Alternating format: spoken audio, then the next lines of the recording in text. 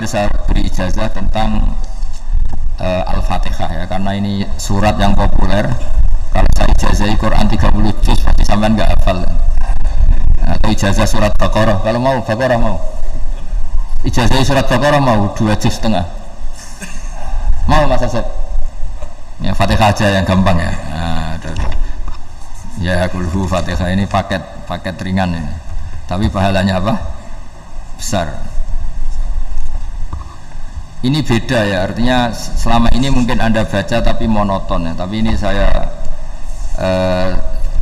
bacakan teks aslinya tentang istilahnya itu mazaya itu kelebihannya Fatihah. Saya baca Arabnya dulu, nanti ini terakhir ijazah. Tadi kan saran-saran umum tentang sosial. Tak bacakan supaya sampai tahu keramatnya Bismillah.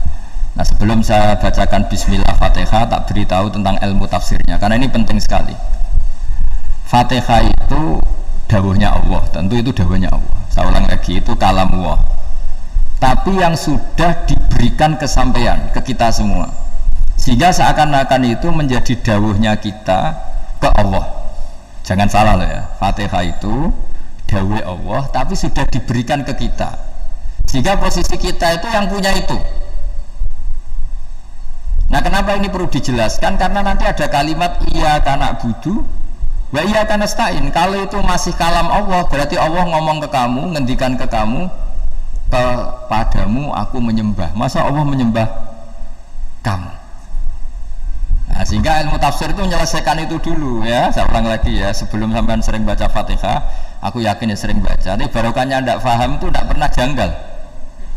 Enggak paham itu ya penting supaya tidak iskal, tidak janggal. Sebetulnya di kalimat itu ada yang janggal. Kalau Fatihah itu kalimatnya Allah atau kalam Allah, bagaimana dengan kata-kata iyyaka na'budu? Masa Allah ngendikan ke kita, kepadamu kami menyembah? Masa Allah menyembah kita? Maka penyelesaiannya secara ilmu tafsir gimana? Semua ulama mengatakan, bukan satu dua, semuanya mengatakan di Fatihah itu semuanya diberi kawalan kalimat. Saya ulang lagi ya, di Fatihah itu semuanya diberi awalan kalimat qulu, katakan wahai hambaku begini ya, katakan wahai hambaku begini. Nah begini ini pelajaran dari Allah yang sudah diberikan ke kita. Terus kita mengatakan bismillahirrahmanirrahim, alhamdulillahirabbil, termasuk kita mengatakan iyyaka na'budu wa iyyaka nasta'in. Jangan bayangkan Allah ngendikan ke kita. Kalau Allah ngendikan kita berarti gini, hei wahyu ihdinas siratal mustaqim, tunjukkan saya jalan yang benar. Nah nanti kamu terus, ya Allah Anda aja minta petolong saya minta tolong siapa kan, jadi panjang kan. Ya saya ulang lagi ya, jadi itu di ulumul Quran diterangkan gimana sebelum baca Fatihah ya. Fatihah itu kalamullah, ngendikane Allah, tapi yang sudah diajarkan ke kita dan sudah milik kita, sehingga kalimat itu menjadi milik kita. Tapi ya kalamullah, tetap kalamullah, tapi sudah menjadi milik kita. Udah paham ya? Ya pinter nah. Ya, karena kalau tanpa penjelasan seperti ini, Anda akan iskal. Bagaimana Allah, iskal itu janggal. Bagaimana Allah mengatakan iya karena butuh? Kan jadi aneh ya. Ya, jadi tak jelaskan secara ilmiah ya. Jadi kata ulama-ulama tafsir, ayat-ayat Quran seperti ini sebetulnya dimulai dari qulu apa? Meskipun nggak dilafatkan. Itu kan sama dengan qul huwallahu ahad Muhammad, katakan kalau Tuhan itu satu. Ya namanya Quran itu kan kalam Allah, membina nabinya, membina umatnya. Makanya dikatakan atau enggak, di sini tersembunyi kata qulu, katakan. Ya, jadi ya ibarat apa itu? Kamu ngajari anak kamu lah, panggil jenengan bapak kulo. Itu maksudnya anak itu, kalimat itu kalimat kamu, tapi kamu ajarkan ke anak kamu. Terus anak kamu bilang, Pak jenengan bapak kulo. Nah, ketika kamu mengatakan jenengan, bukan kamu mengatakan jenengan anakku, berarti anakmu itu bapakmu, kan lucu kan? Anak kamu ajari jenengan bapak kulo, kamu engkau bapak saya. Terus anak kamu mengulang jenengan atau kamu bapak saya. Berarti itu kalimat yang kamu ajarkan, tapi sekarang sudah milik anak kamu. Kalau itu kalimat kamu kan lucu, masa anak kamu bilang bapak? Nah itu seperti itu. Jadi ulama memberi solusi atau jawaban iya karena abudu. Iya itu sebelumnya ada kata-kata kulu, katakan wahai hambaku, hubungan kamu dengan saya adalah katakan iya karena butuh wa iya karena nasta'in. Terus hubungan kamu dengan saya katakan juga dalam doamu ihdinas siratal mustaqim. Jelas ya, jadi itu kalam Allah yang sudah milik kita karena diajarkan Allah untuk kita. Dong ya? Ya dong, gak jelas gak. Tapi bagus, gak jelas itu bagus. Kalau kamu jelas gak jadi dikrem, jadi gubernur. Min azimi fadliha kasratu asma'iha wa fadail ukhra. Ini cerita dramatisnya surat Al-Fatihah. Qala Abu Hurairah radhiyallahu anhu inna iblisa ranna khina unsitat Al-Fatihah. Jadi iblis itu begitu kesakitan. Ini kitab Abwaabul Farad karangannya Syekh Muhammad Alawi, juga kutipan dari beberapa kitab. Yang jelas beliau sendiri juga ngutip dari beberapa riwayat di beberapa hadis, halaman 1, 2, 3. Ketika Fatihah turun itu iblis kesakitan kayak orang sakit gigi lah, tersiksa sisanya karena turunnya surat apa? Al-Fatihah. Artinya kalau anda baca Fatihah dijiwai maka anda melemahkan setan, melemahkan iblis. Wa qala Mujahid khina unzilat Fatihatul kitab ronna fastama indahu asyayatin. Jadi ketika Fatihah itu turun, iblis itu terkapar lah kira-kira, sampai dijenguk banyak setan.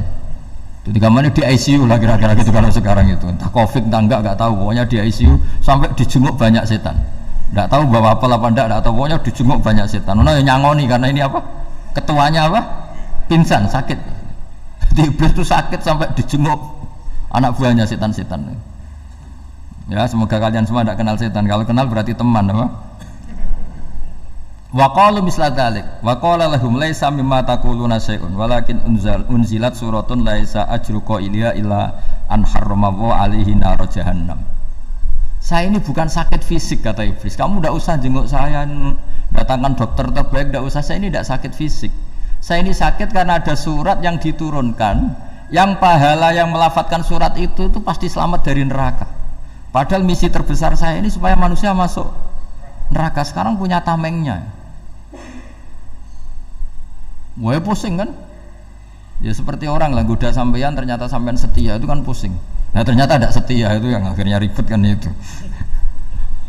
Jadi iblis itu cita-cita terbesarnya kan semua orang itu masuk neraka. Nah sekarang turun satu surat yang gara-gara surat itu siapapun yang baca dijamin selamat dari neraka. Jadi walakin unzilat suratun laisa ajru qailiha illa an harramallahu alaihi nar jahannam. Karena jadi dia shock lah istilahnya, kalau orang di Jawa itu bilang shock. Aduh sial nasib saya ini umat nggak bisa saya goda lagi karena punya tamengnya tadi punya. Qad tolakaidukum wa makrukum. Rekayasa kalian sekarang itu tidak ada gunanya semua. Nah, ini alhamdulillah di Indonesia kelihatan kan banyak yang miskin, banyak yang susah. Tapi selagi mereka masih sholat, tuh keinginan mencari halal itu masih tinggi. Kayak apa kita di tengah kota, jauh dari anak istri, jauh dari tetangga. Biasanya kalau orang jauh dari anak istri, tetangga kan sakar PDW. Tapi yang soleh masih banyak, sudah jauh dari keluarga tetap lurus.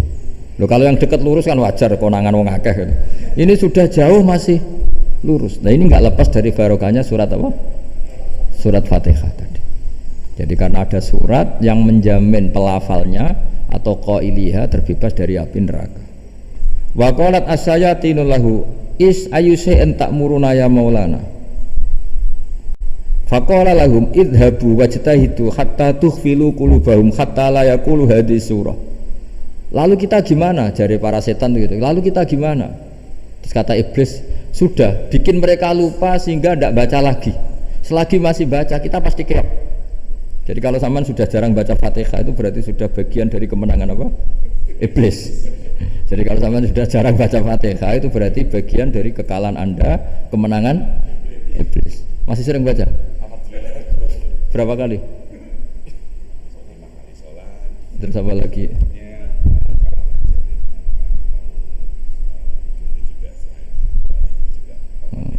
Kok 5 kali tok itu? Berarti pas sholat fardu tok itu. Enggak 5 kali itu mendingan itu 17. Kamu itu ngitungnya jangan 5 ini. 5 waktu itu berarti lumayan kan? Berapa? 17 ya?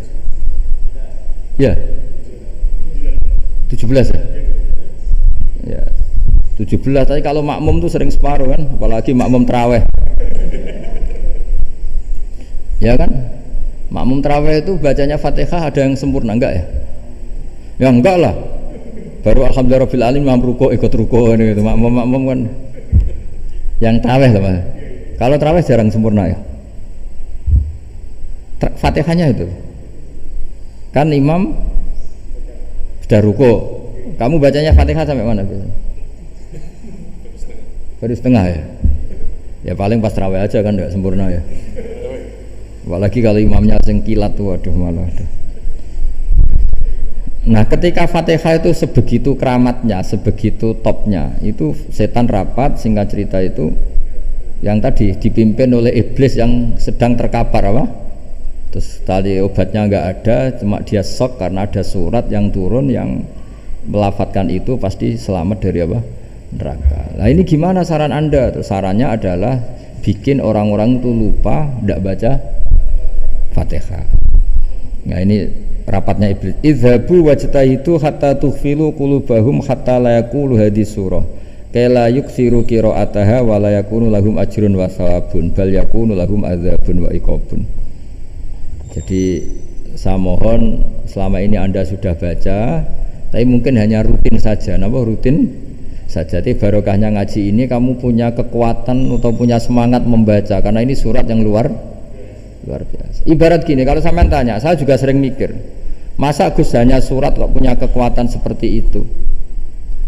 Di dunia ini kata Allah, mulai Nabi Adam sampai kiamat, nggak ada yang bisa menandingi kekuatan kalimah. Kalimah itu kata-kata, nggak ada yang bisa menandingi kata-kata. Misalnya Anda nge-grab, berangkat istri cuek, berangkat cuek, itu beda dengan ketika meskipun satu kalimat, wes Pak, muga-muga dilindungi pangeran, mungkin jenengan selamat. Itu menjadi teduh dan semangatnya luar biasa karena kayak mendapat support. Jadi kira-kira kalimat itu hubungannya kita dengan Allah, Fatihah itu seperti itu. Kamu melafadzkan satu kata-kata yang dibenarkan langit bumi, dibenarkan aras, dibenarkan malaikat, dibenarkan semua penghuni di dunia ini. Sehingga itu efeknya luar biasa. Itu seperti gini ya, kamu cerai sama istri, terus nikah lagi katut babon. 10 tahun anak kamu dididik, ibunya benci kamu, dan memang Anda layak dibenci. Duwidek. Dan sampai nggak pernah manggil kamu Pak.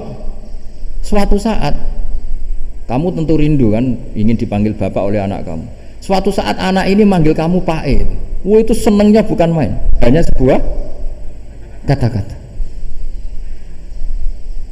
Makanya kadang-kadang orang itu tanya sama kiai, ijazah lafadz ini gunanya apa sih? Itu ijazah-ijazah itu untaian kata-kata, yang kata-kata ini dibenarkan langit dan bumi dan aras dan para malaikat, sehingga efeknya itu luar. Nah ibarat seperti itulah, kamu melafadzkan Fatihah itu melafadzkan kata-kata yang dibenarkan Allah dan Rasul dan semua malaikat, semua penghuni langit, maka ini efeknya pasti luar. Nah di sini lah orang-orang dulu itu tahu keramatnya itu, sehingga ketika melawan Belanda, melawan Jepang dulu itu kalimat-kalimat itu menjadi mantra yang luar biasa. Doa lah, doa yang luar biasa. Tapi di era modern karena orang sudah tidak ngerti itu, dianggap itu mantra, jimat, khurafat, bid'ah, waduh ribet meneh malah. Sebetulnya tidak seperti itu. Memang kata-kata ini kekuatannya luar biasa. Sama kesakitan hati kamu juga karena itu. Ngojek wangilan ya. Lah Pak di bojo kok kowe gagah tok kiri. Wah, iku seling terus mesti. Padahal kalimat itu kan tidak melukai secara fisik, tapi apa kerjanya sesuk saras-sarasen. Karena terus dengan pengadilan seperti itu kan, ngapain kerja demi perempuan yang seperti ini? Lagi-lagi kata-kata ini luar. Nah bayangkan kalau kata-kata itu adalah kalimat yang diajarkan Allah lewat Rasulnya, lewat malaikat Jibril. Kayak apa kekuatannya itu? Nah, kira-kira Fatihah itu gitu, kalimat yang baik, kalimat thayyibah diajarkan oleh Allah dan Rasul. Kayak apa kira-kira kekuatannya? Pasti luar biasa.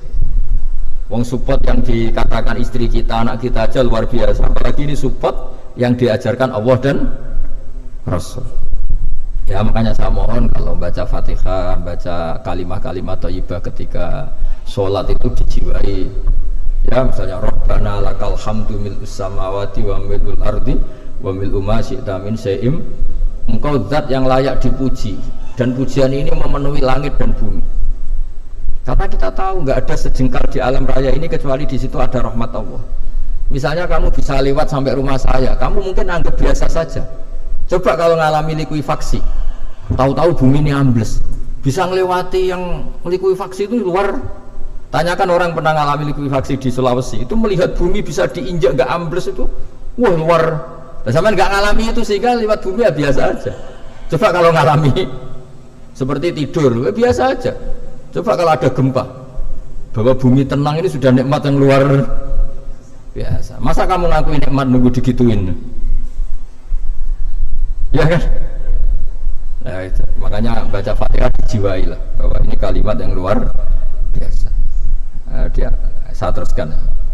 Warwa Muslimun fi sahihihi an Ibnu Abbas radhiyallahu anhu annahu qala bainama Jibril alaihi salam qaitun dan Nabi sami'a naqidan min fawqi farafa'a ra'sahu faqala hadha babun minas sama futihal yawma lam yuftah qaddu ilal yawm fanazala minhu malakun faqala hadha malakun nazala ilal ardi walam yanzil qattu ilal yawma fasallim waqal abshir binuraini qad utitahuma lam yu'tahuma nabiyyun qablak fatihatul kitab wa khawatimu suratil baqarah.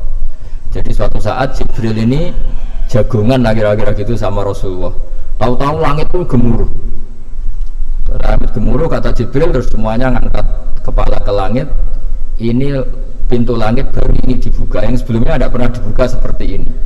Turunlah malaikat, yang malaikat ini pun malaikat spesialnya nggak malaikat murahan lah kira-kira gitu, yang nggak pernah turun ke bumi kecuali juga saat itu dengan penyambutan yang luar biasa, dengan semuanya nggak pernah terjadi hanya karena surat Fatihah. Jadi ini surat yang luar biasa, pengawalannya lewat malaikat yang spesial, nggak pernah turun di bumi kecuali saat itu, penyambutannya juga nggak pernah seperti itu, baru seperti itu. Jadi semuanya itu spesial. Nah, kenapa ini spesial? Karena di situ ada isi puja-puji kepada Allah Subhanahu wa ta'ala. Ada ikrar kita, alhamdulillah rabbil alamin ar-rahmanir rahim. Ikrar ini penting. Kalau contoh paling gampang gitulah, kamu punya istri selama ini cerewet, terus suatu saat ngomong, Pak, tak angen-angen rawono wong lanang koyo sampeyan. Wah, itu langsung tidak ada lelaki sebaik engkau. Itu sama senengnya, masya Allah, karena ada ikrar dari seorang istri ke kamu. Nah, bayangkan kalau ikrar kita sebagai hamba diakui oleh Allah Subhanahu, maka ikrar ini akan dicatat sebagai kebaikan kita yang kita panen nanti di akhirat. Karena ada ikrar, kita ikrar bahwa alhamdulillah rabbil alamin, kita ikrar ar-rahmanir rahim, kita ikrar maliki yaumiddin, kita ikrar iyyaka na'budu wa iyyaka nasta'in. Sampai misalnya jadi orang Indonesia, ketemu orang Indonesia yang makmur di Jerman, terus lupa Indonesia. Kamu orang Indonesia, enggak, ada orang Indonesia. Mangkel gak kira-kira? Mangkel. Karena salah ikrar kan gitu. Ya, jadi saya mohon jangan anggap kalimat itu hal yang biasa, tapi luar biasa. Nggih, ngoten mawon. Assalamualaikum warahmatullahi wabarakatuh.